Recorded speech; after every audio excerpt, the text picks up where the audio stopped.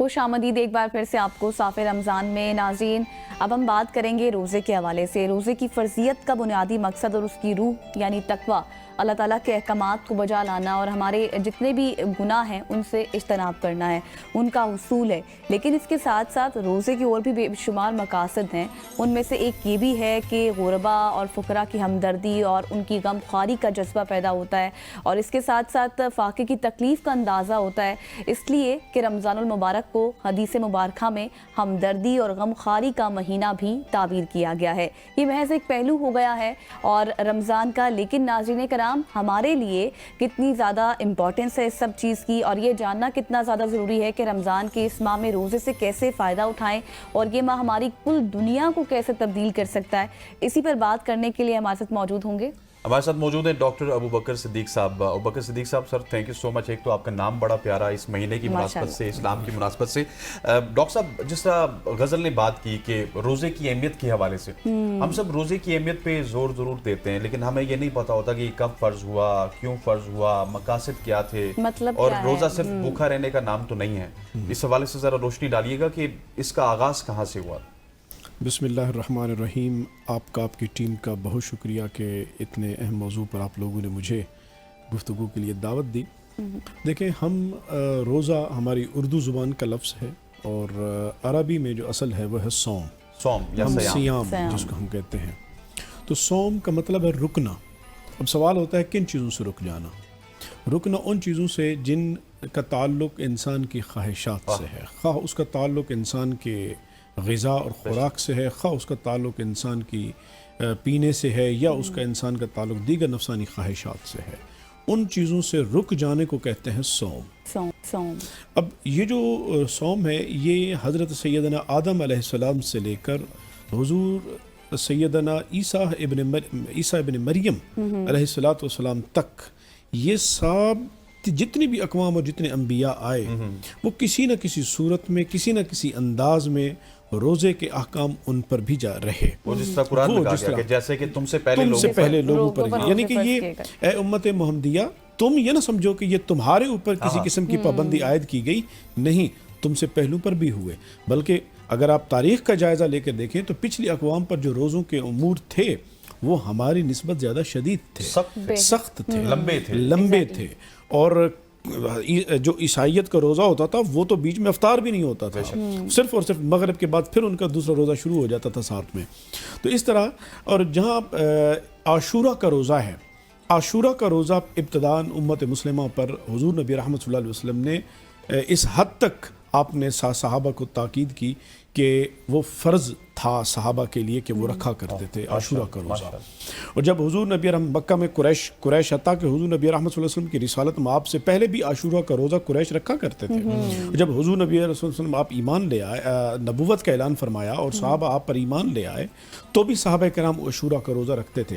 اور جب آپ ہجرت کر کے مدینہ شریف پہنچے تو وہاں دیکھا کہ عاشورہ کا روزہ یہود رکھتے تھے. تو آپ نے یہودیوں سے پوچھا کہ کیوں رکھتے ہو؟ تو انہوں نے کہا کہ یہ اچھا دن ہے، اور حضرت سیدنا موسیٰ علیہ السلام چونکہ رکھا کرتے تھے، تو آپ نے فرمایا موسیٰ میرے بھائی ہیں تو میرا زیادہ حق بنتا ہے کہ میں اپنے بھائی کے لیے رکھوں، میں ان کی اس میں رکھوں. تو آپ نے بھی رکھا، لیکن آپ نے فرمایا یہودیوں سے مشابہت نہ ہو جائے تو 9 کا روزہ ساتھ ملا لو. تو پھر جب اللہ تبارک و تعالیٰ کی طرف سے 10 شعبان المعظم کو دوسری ہجری میں جب حکم نازل آیا کہ بھی یا ایھا الذین آمنوا کتب علیکم الصیام کما کتب علی الذین من قبلکم لعلکم تتقون، کہ تم سے پہلے بھی تم پر روزے فرض کیے گئے جس طرح کہ تم سے پہلے لوگوں پر کیے گئے. اچھا، یہاں اسی آیت کریمہ کے اندر اللہ جل مجدہ نے اس کی علت بھی بتا دی، اس کی وجہ بھی بتا دی، مقصد بھی بتا دیا کہ مقصد صرف تمہیں تکلیف میں رکھنا نہیں ہے، مقصد تمہیں صرف مصیبت میں مبتلا کرنا نہیں ہے. مقصد کیا ہے؟ لعلکم تتقون، تاکہ اللہ تبارک و تعالیٰ یہ چاہتا ہے کہ تم پاکیزہ ہو جاؤ. اور اچھا، اسی طرح جب سیام ہے، اس کے ایک معنی کے اندر اس کے اندر یہ بھی آتا ہے کہ جلانا، یہ جلاتا بھی ہے، اس میں تپش ہے. وہ کس چیز کو جلاتا ہے؟ یہ انسان کے گناہوں کو جلاتا ہے، انسان کو پاکیزہ کرتا ہے. جب انسان پاکیزہ ہو جائے اور پھر اپنے رب کے سامنے حاضری کے لیے قابل ہو جائے تو پھر تبھی ہوتا ہے کہ انسان کی دعائیں اس کی مقبول ہوتی ہیں. اسی طرح ہماری اسی انسانی تاریخ میں ایام بیزد اس کو کہا جاتا ہے، اور وہ ہے جو روزے 3 روزے ہیں 13, 14 اور 15 کے روزے, یہ بھی حضرت سیدنا آدم علیہ السلام سے لے کر یہ روزے رکھے جاتے تھے, اور ایام بیض کے روزے حضور نبی رحمت صلی اللہ علیہ وسلم نے بھی رکھے اور صحابہ کو بھی آپ نے حکم فرمایا. لیکن جب پھر روزے کے احکام آ گئے تو پھر یہ سارے مسنون کی طرف چلے گئے ہیں, لیکن اب یہ فرضیت کے درجے میں نہیں رہے. اور اس میں لعلکم تتقون کے جو الفاظ ہیں اس بات پر واضح طور پہ دلالت کر رہے ہیں کہ اللہ تعالیٰ کی جانب سے یہ تقاضا کیا جا رہا ہے بندے سے کہ بندے تمہارے اوپر تقوی یعنی اللہ کا ڈر اور اللہ کے خوف کی تمہارے کردار پر چھاپ ہونی چاہیے, اور یہ تبھی ہوگی جب انسان کے معمولات میں کوئی فرق آئے. اچھا ابو بکر صدیق صاحب, جس طرح بھی آپ نے ذکر کیا یہ معمولات میں فرق آنا, ہمارے دیکھنے والے ناظرین کے لیے یہ بھی سمجھائیے گا کہ معمولات میں فرق آنے سے کیا مراد ہے؟ دیکھیں, ہم جس طرح کہ ہم نے پہلے بات کی کہ جو صوم ہے, روزہ ہے, اس کا مطلب ہے رک جانا.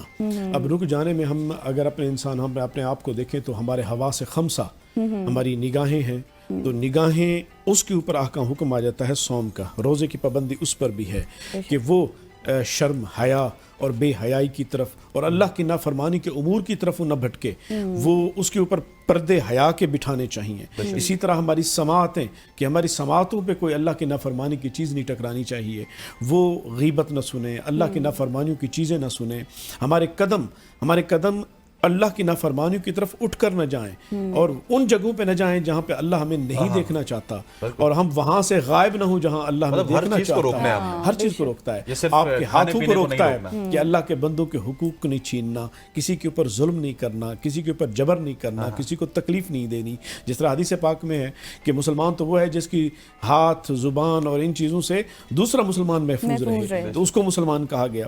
اسی طرح روزے میں ایک صحابی نے کہا کہ یا رسول اللہ میری بیٹیوں نے بھی روزہ رکھا ہے, تو حضور نے فرمایا تمہاری بیٹیوں نے روزہ نہیں رکھا, میں جو کہہ رہا ہوں نہیں رکھا, سارا دن وہ کھاتی پیتی رہی.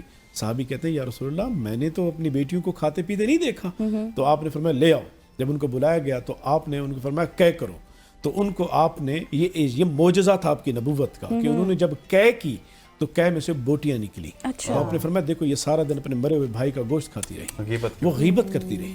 تو جس طرح کہ قرآن مجید میں اللہ تعالیٰ نے ارشاد فرمایا کہ یا ایھا الذین آمنوا کہ یا ایھا الذین آمنوا اجتنبوا کثیرا من الظن ان بعض الظن اسم ولا تجسسوا, یعنی اے ایمان والو تم ایک دوسرے کی برے بدگمانیوں سے بچو, یعنی کہ برے تصورات بھی نہ کرو, نیگیٹو تھنکنگ نہ ہو, اور اسی طرح تم غیبت نہ کرو, جاسوسیاں نہ کرو. سوال تو بہت زیادہ تھے, آپ کو بھی پتہ ہے سوال اس ٹاپک پہ ختم نہیں ہو سکتے. آخر میں مجھے مختصراً بتائیے گا, ہمارے پاس 1 منٹ باقی ہے, کہ روزہ کیسے آپ کے لیے آسانیاں پیدا کرتا ہے. بہت سارے لوگ کہتے ہیں روزہ آپ کے لیے مشکلات پیدا کرتا ہے, لیکن در حقیقت آسانیاں کیسے پیدا کرتا ہے؟ دیکھیں آسانیوں کے لیے بھی بہت ساری اس کے مختلف جہات ہیں انسان کے لیے. میں اگر اس کی صحت کے امور کے دیکھ لوں تو اب جب بھی کسی انسان کو کوئی اسٹامک کے یا کسی چیز کے پرابلم ہو تو بہت ساری چیزیں روک دی جاتی ہیں کہ بھی آپ نے یہ نہیں کھانی کچھ عرصے کے لیے. روزہ انسان کے اندر وہ ایک میڈیکل 30 دن کا آتا ہے کہ انسان اس میں پرہیز کرتا ہے, سارا دن کچھ نہیں کھاتا, وہ اس وجہ سے بھی انسان کے اوپر میڈیکل کے اثرات آتے ہیں. دوسرا انسان کے اوپر یہ خوف ہوتا ہے کہ میں چونکہ یہی 1 مہینہ ہے اپنے رب کی جتنی میں عبادت کر لوں وہ برائیوں سے روکتا ہے, اس کی روح پاکیزہ ہوتی ہے. روح کی پاکیزگی بھی انسان کے لیے آسانیاں پیدا کرتی ہے کہ وہ اپنے رب کے قرب کی طرف جاتا ہے, اور جو وہ دل میں اچھی خواہشات کرتا ہے اللہ تبارک و تعالیٰ کی بارگاہ میں مقبولیت پاتا ہے. تو اس حوالے سے انسان جو ہے وہ اپنے لیے بڑی آسانیاں, صحت کے امور ہو جائیں یا انسان کے اپنے روحانیت کے امور ہو جائیں, وہ الا بذکر اللہ تطمئن القلوب. سب سے بڑی ڈسسیٹسفیکشن آج انسان کو کیا ہے, یہ انسان سیٹسفائیڈ نہیں ہے, وہ ڈپریشن کا شکار ہے.